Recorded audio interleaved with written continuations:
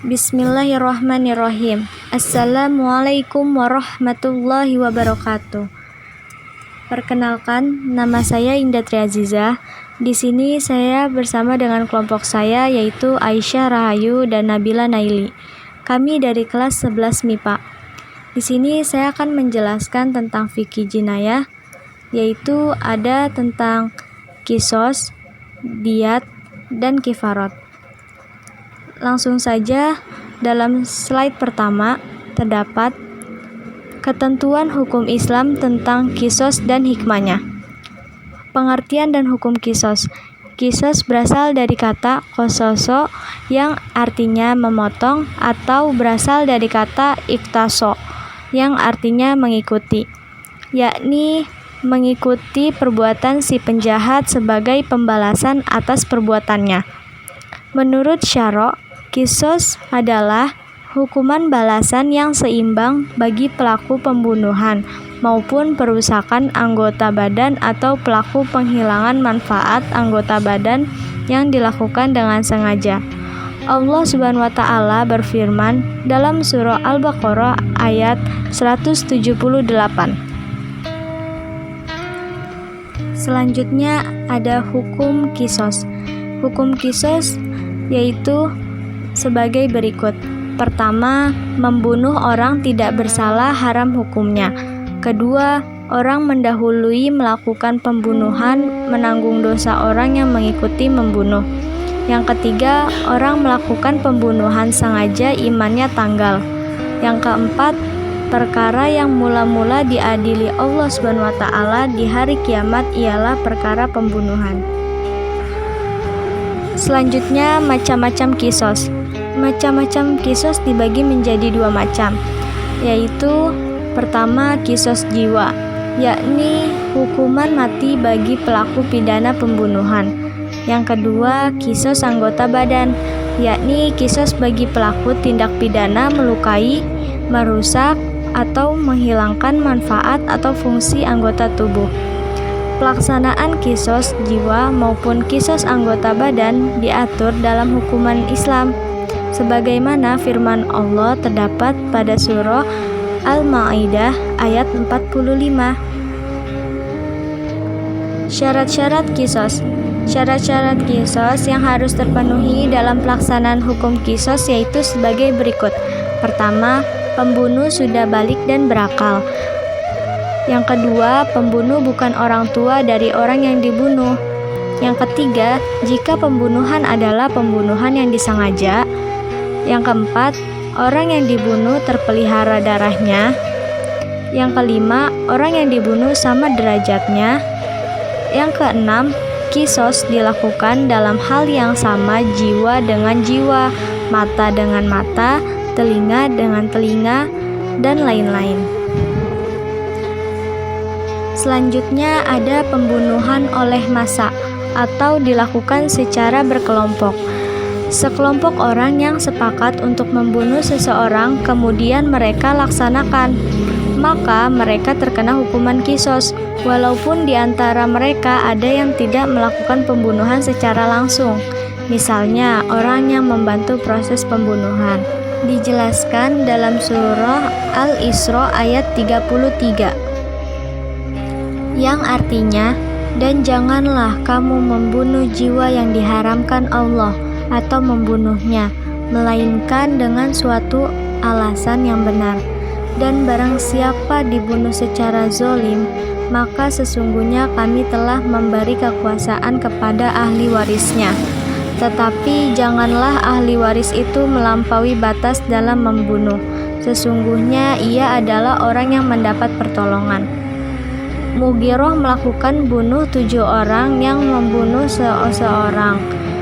Ibnu Abbas pun berpendapat, kalau sekelompok orang membunuh seseorang, maka harus dibunuh meskipun jumlahnya 100 orang dengan cara yang sama.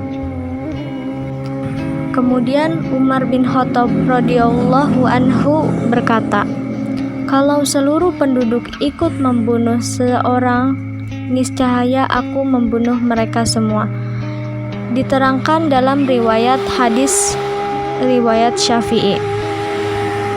Selanjutnya, ada hikmah ditegakkannya kisos. Pelaksanaan hukum kisos agar supaya terpelihara jiwa dari gangguan pembunuh.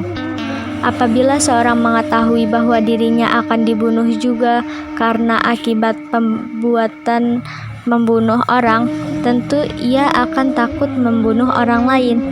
Dengan demikian terpelihara jiwa dari terbunuh, terpelihara manusia dari bunuh-membunuh.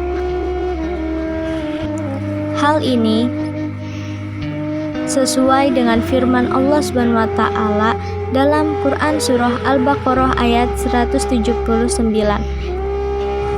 Pengertian dan dasar hukum diat.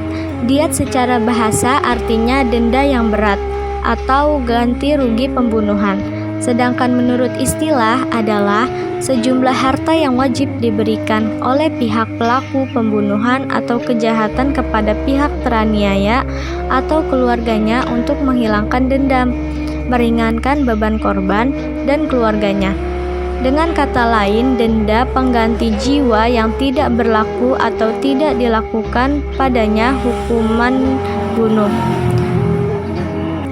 Diat sebagai pengganti hukum kisos berdasarkan ayat Al-Quran firman Allah SWT dalam Quran Surah An-Nisa ayat 92. Selanjutnya sebab-sebab diat. Mengapa seseorang harus membayar diat atau denda sebagai pengganti terhadap apa yang sudah diperbuatnya? Ada beberapa hal sebab-sebab seseorang harus membayar diat. Pertama, pembunuhan sengaja yang dimaafkan oleh wali atau ahli waris terbunuh. Yang kedua, pembunuh lari namun sudah diketahui identitasnya, sehingga dia dibebankan kepada ahli waris. Yang ketiga, pembunuhan seperti disengaja. Yang keempat, pembunuhan tersalah. Yang kelima, kisos sulit untuk dilaksanakan. Macam-macam diat. Diat dalam masalah pembunuhan, baik pembunuhan sengaja seperti sengaja atau pembunuhan tersalah, dibagi menjadi dua macam, yaitu diat mughalazoh, yaitu pertama, diat mughalazoh atau denda berat. Diat mughalazoh ini diwajibkan. Pertama, pembunuh sengaja tapi dimaafkan oleh keluarga korban. Pembayaran diat ini sebagai pengganti kisos, pembayarannya secara tunai atau sekaligus. Yang kedua, pembunuhan seperti sengaja, membayar ayat 1 ekor unta seperti di atas, tetapi boleh diangsur selama 3 tahun. Yang ketiga, pembunuhan pada bulan-bulan haram, yaitu bulan Zulqa'dah, Zulhijjah, Muharram, dan Rajab. Yang keempat, pembunuhan di tempat haram atau kota Mekah. Yang kelima, pembunuhan orang yang masih mempunyai hubungan keluarga atau pembunuhan terhadap muhrim. Yang kedua, diat mukhafafah dengan yang sifatnya ringan, yaitu membayar denda yang berupa 100 ekor unta terdiri 20 ekor hiqah, 20 ekor jazah, 20 ekor binta labun atau unta betina umur lebih dari 2 tahun, 20 ekor ibnu labun atau unta jantan berumur lebih dari 2 tahun, dan 20 ekor unta mudkhon atau unta betina berumur lebih 2 tahun. Diat mukhafafah diwajibkan atas pembunuhan tersalah, dibayar oleh keluarga pembunuh dan diangsur 3 tahun tiap tahun, sepertiganya.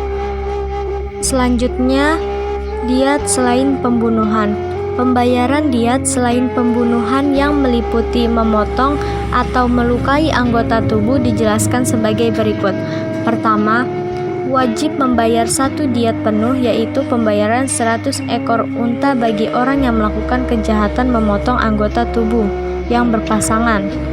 Yang kedua, wajib membayar setengah diat, yaitu membayar 50 ekor unta apabila memotong salah satu dari anggota tubuh yang berpasangan, seperti satu kaki, satu tangan, satu telinga, dan sebagainya. Yang ketiga, wajib membayar sepertiga diat, yaitu membayar 33 ekor unta apabila melukai anggota tubuh antara lain melukai kepala sampai ke otak atau melukai badan sampai ke perut. Yang keempat, wajib membayar diat berupa pertama, 15 ekor bagi orang yang melukai sampai terkelupas kulit di atas tulang. Yang kedua, 10 ekor unta bagi orang yang melukai sampai mengakibatkan putusnya jari-jari tangan maupun jari kaki. Yang ketiga, 5 ekor unta bagi orang yang melukai dan mengakibatkan patah atau lepasnya sebuah gigi, satu luka sampai terkelupas daging. Selanjutnya, hikmah diat. Pembayaran diat bagi pembunuh kepada keluarga korban di samping untuk menghilangkan rasa dendam juga mengandung hikmah sebagai berikut. Pertama, sifat pemaaf kepada orang lain karena sesuatu hal sudah terjadi. Yang kedua, manusia dapat berhati-hati dalam bertindak bahkan takut melakukan kejahatan karena sayang harta, bisa habis bahkan melarat karena untuk membayar diat. Yang ketiga, menjunjung tinggi terhadap perlindungan jiwa dan raga.